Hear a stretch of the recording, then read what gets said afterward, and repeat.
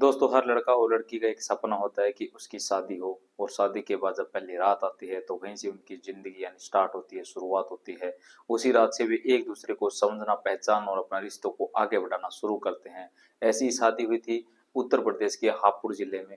लेकिन दोस्तों, रात को जब वो सुहाग रात पर पहुंचता है तो अचानक ऐसा कुछ होता है कि दूल्हे की पूरी रात रोते रोते गुजर जाती है। जहां दूल्हे को खुश होना था, मगन होना था, जो दुल्हन के साथ प्यार मोहब्बत भरी बातें करनी थी, जहां उसे अपनी जिंदगी को संवारने के लिए और अच्छी तरह से खुशगवार तरीके से आगे जीने के लिए दुल्हन के साथ राय मशवरा करना था।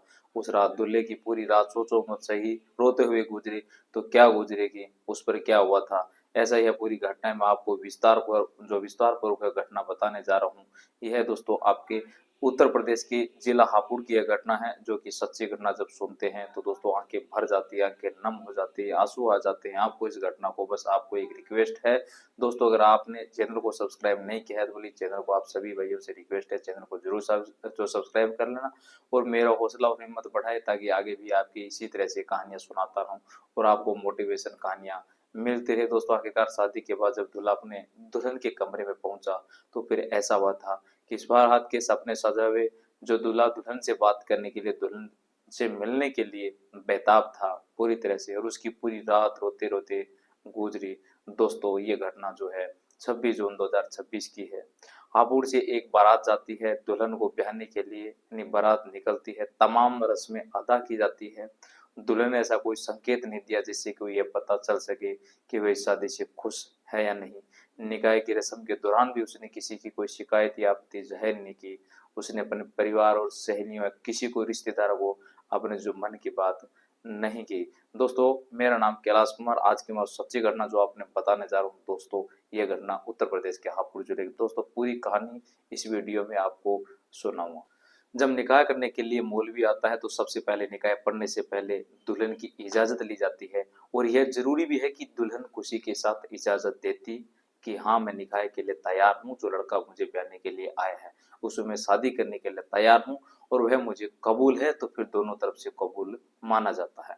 और इस तरह से निकाह संपन्न होता है। उस वक्त भी ना उसने अपनी सहेलियों से, ना किसी अपने माँ बाप से, भाई बहन से कोई किसी तरह की बातचीत नहीं की, इसलिए बड़ी सादगी के साथ और बड़ी खुशी के साथ निकाह होता है। निकाह के यानी छुआरे भी बांटे जाती है, मिठाइयाँ बांटी जाती है और उसके बाद सब जो दूल्हे को शुभकामनाएं देते हैं कि तुमने बाजी जो है जीत ली है। लेकिन दुल्हन ने हाँ कर दी और तुम्हारा निकाह हो चुका है। लेकिन अगले ही पल क्या होने वाला है, दूल्हा भी इस बात को नहीं जानता था। तो दोस्तों, जो बाकी तमाम जो रस्में थी, विदाई और यह तमाम अदा होती है और दूल्हा अपनी गाड़ी में बिठा के दुल्हन को अपने घर ले आता है। जिस कमरे में दुल्हन को बैठाया गया, उस कमरे को बड़ी सलीकों के साथ सजाया गया था। उसमें अच्छी तरह से जो है खुशबू फैलाई गई थी, अच्छी तरह से संजोग किया गया था। और दोस्तों, सभी जो दूल्हे को नई जिंदगी की शुभकामनाएं थी, लेकिन किसी को ये नहीं पता था कि आने वाले कुछ घंटों में सब कुछ है जो बदलने वाला, जो चेंज होने वाला है। विदाई के बाद दोस्तों, दूल्हा अपनी दुल्हन को घर लेकर आया। जिस कमरे में दुल्हन को बैठाया गया था उसे बेहद खूबसूरत से जो है कमरे को सजाया गया था। पूरे कमरे में जो आपकी फूलों की खुशबू बिखरी हुई थी, गुलाब और चमेली के फूल से सजी, वह सेज उस पल का इंतजार कर रही थी जब दूल्हा और दुल्हन अपनी नई जिंदगी की शुरुआत करेंगे। दुल्हन ने कहा, तेरे साथ जो मेरी शादी हुई है वो एक मजबूरी और एक समझौता था।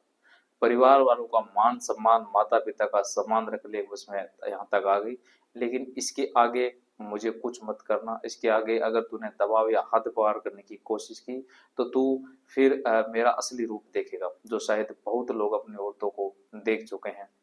कहीं ऐसा ना हो कि आज अगर तूने अपनी हदें पार कर दी, अपनी सीमा पार कर दी, तो कल तुझे पछताना पड़े। और तू ही नहीं बल्कि साथ में पूरा तेरा परिवार जिंदगी भर के लिए पछताएंगे कि हमने बेटी की शादी क्यों की थी। दोस्तों, ये वार्निंग थी उस दुल्हन की।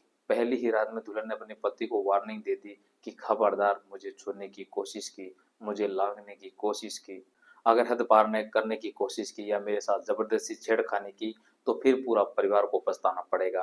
वो यही कहना चाहती थी कि वो उसको प्रेमी के साथ, अपने प्रेमी के साथ मिलकर के वो मरवा देगी। जैसे आपने देखा होगा सोनम कांड हुआ, सिया चेतन कांड हुआ, जैसे और बहुत सारी पत्नियां अपने पत्नियों को, आज के दौर में यह ट्रेंड बहुत ज्यादा चल रहा है, पतियों के दिन जो है वो इस टाइम बहुत ही यानी खराब चल रहा है। इसी वजह से पत्नियों के जो हौसले वो बहुत ही दिन प्रतिदिन बुलंद होते जा रहे हैं। इस चीज में कम आने की बजाय बल्कि और बढ़ता जा रहा है। जबकि आपने देखा है दोस्तों जितने भी इस तरह के जो कांड हो रहे हैं, जो खुलासे हो रहे हैं, जो खुल रहे हैं, तो वह प्रेमिका व पत्नियां सब जेल की सलाखों के पीछे वो अपनी मर्जी के हिसाब से अपने मन मुताबिक प्रेमी के साथ रहना नसीब नहीं हो रहा है। उस आदमी को तो वो मरवा मार देती है जिसके साथ उन्होंने शादी के साथ फेरे लिए, लेकिन उसको मारने के बाद क्या वो प्रेमी उनको मिल जाता है? यानी कभी नहीं मिलता है, बल्कि जेल की सलाखों के पीछे उनकी जिंदगी गुजरती है। एक माँ से उसके जो लाल को छीन लिया जाता है, माँ से उसका बेटा को छीन लिया जाता है, किस लिए? अपने प्रेमी के चक्कर में। तो दुल्हन ने यही कहा था कि कल को जो तुम्हें पछताना पड़े और फिर से कोई ऊंच नीच हो जाए, मेरी तरफ से जिंदगी भर तुम्हारे घर वाले पछताएंगे, इसीलिए हद पार करने की कोशिश मत करना दोस्तों। यह सुनकर कौन ऐसा दूल्हा होगा उस वक्त खुशियां मनाएगा? जब यह बात दूल्हा को पता चली तो आंखों से आंसू बह निकले, क्योंकि इस शादी को करने के लिए उसने अपने दिल की सारी तमन्नाएं पूरी की थी। बहुत खुश था कि उसे बहुत जो प्यारी पत्नी मिली है, बहुत खूबसूरत पत्नी मिली है।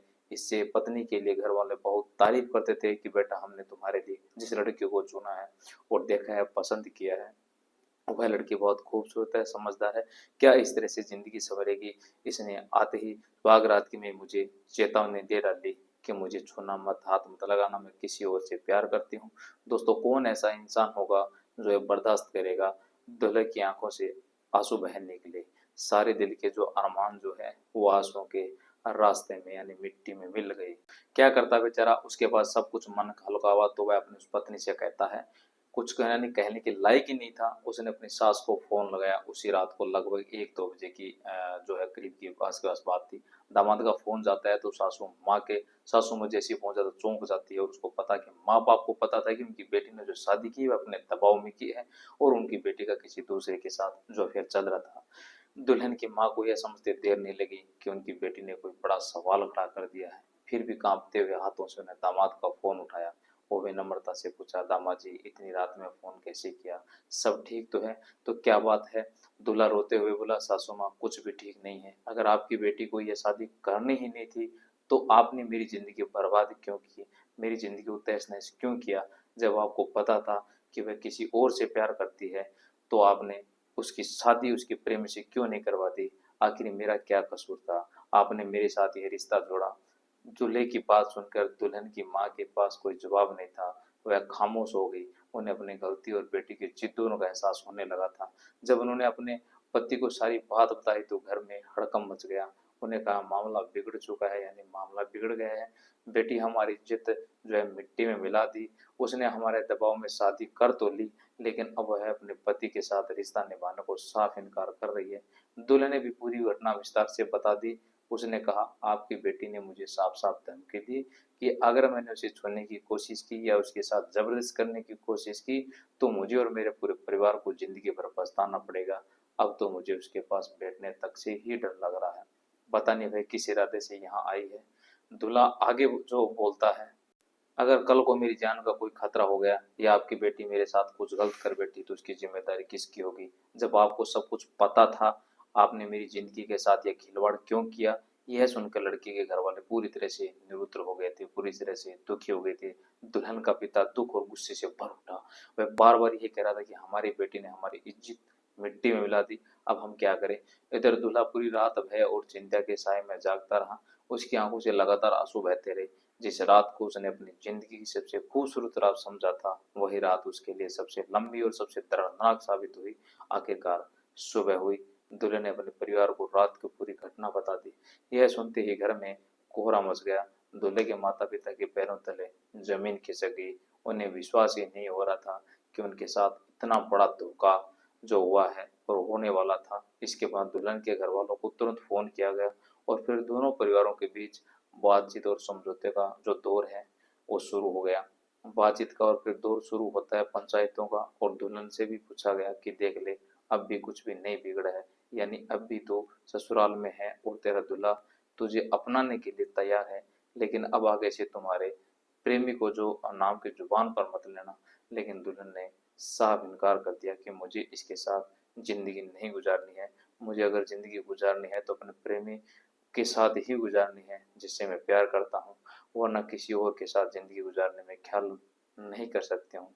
मैं चाहे बगैर पति के ही रह लूंगी। सबने समझाया, सबने मनाया, रिश्तेदारों ने, माता पिता ने, सबने समझा कर देख लिया, लेकिन दुल्हन नहीं मानती है। 3 दिन तक लगातार इस तरह से यह मामला चलता रहा और आखिरकार जब दुल्हन ने किसी भी बात को, किसी भी मानने के लिए इनकार कर दिया, तो फिर उसके प्रेमी को बुलाया गया और उसके प्रेमी को बुलाने के बाद उस दुल्हन को, नई नवेली दुल्हन को उसके प्रेमी के हवाले कर दिया कि जाओ अपनी जो है जिंदगी दुनिया में अलग बसाओ, जैसी तुम्हारी मर्जी है वैसा जियो। समय के साथ समाज के लोगों की सोच भी बदलाव आए हैं। आज रिश्तों, प्रेम और विवाह को लेकर परिस्थितियों पहले से काफी अलग हो चुकी है। ऐसे में यदि किसी युवक या युवती या लड़का या लड़की की इच्छा के विरुद्ध केवल सामाजिक दबाव में शादी कर दी जाती है, तो कई बार उसको परिणाम दुखद भी हो सकते हैं। इसलिए माता पिता को चाहिए कि वह अपने बच्चों की भावनाओं को समझे और समय रहते सही निर्णय ले। यदि कोई अपने पसंद के व्यक्ति साथ जीवन बिताना चाहता है और किसी दूसरे रिश्तों को स्वीकार करने के लिए तैयार नहीं है, तो केवल समाज के डर या मान सम्मान के लिए किसी दूसरे की जिंदगी दांव पर नहीं लगानी चाहिए। तो दोस्तों, क्योंकि एक गलत फैसला कई जिंदगियों को बर्बाद यानी नष्ट कर देता है, प्रभावित कर सकता है। कोई पिता अपने बेटे को न खोए, कोई माँ अपने लाल से जुदा न हो और किसी परिवार पर ऐसा दुख ना टूटे, पहाड़ ना टूटे। इसके लिए समझदारी, आपसी संवाद और सही समय पर लिया करना बहुत जरूरी है। दोस्तों, यह थी आज की कहानी जो मैंने आप तक पहुंचाने की कोशिश की। अगर आपको यह कहानी दोस्तों पसंद आई हो तो वीडियो को लाइक और शेयर जरूर करें। चैनल को भी दोस्तों सब्सक्राइब करना बिल्कुल ना भूले। और इसके साथ दोस्तों उन दोस्तों का नाम ले लेता हूं जो मुझे लगातार अपना प्यार और समर्थन जो देते हैं। रवि जो गुजर है वो उत्तर प्रदेश से हैं, बलवंत कुमार है वो दिल्ली से हैं, विकास भाई जयपुर से हैं। तो आप सभी का तहे दिल से बहुत बहुत धन्यवाद। चलिए दोस्तों, फिर मुलाकात होगी एक नई दिलचस्प कहानी के साथ। जय हिंद, जय भारत।